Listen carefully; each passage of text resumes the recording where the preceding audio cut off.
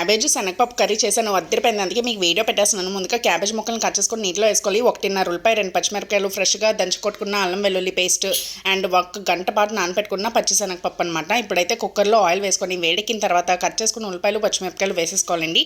దాని తర్వాత 1/2 tea spoon అల్లం వెల్లుల్లి పేస్ట్ వేసేసుకోవాలి. ఇప్పుడు ఉల్లిపాయలు అయితే బ్రౌన్ షేడ్గా వేగిపోయాయి కదా, ఇప్పుడైతే పక్కన పెట్టుకున్న క్యాబేజ్, పప్పు, పచ్చిశనగపప్పు వేసేసుకొని కలిపేసుకోవాలి. ఒక ఫుల్ టీ స్పూన్ ఉప్పు, కారం, 1 టీ స్పూన్ గరం మసాలా వేసేసుకోవాలి. మీకు ఇంకా కొంచెం స్పైసీ కావాలంటే ఇంకొంచెం కారం యాడ్ చేసుకోవచ్చు. సో ఇప్పుడైతే అటు ఇటు కలిపేసుకొని ఒక 3 నిమిషాల పాటు కుక్కర్ మూత పెట్టేసుకోవాలన్నమాట.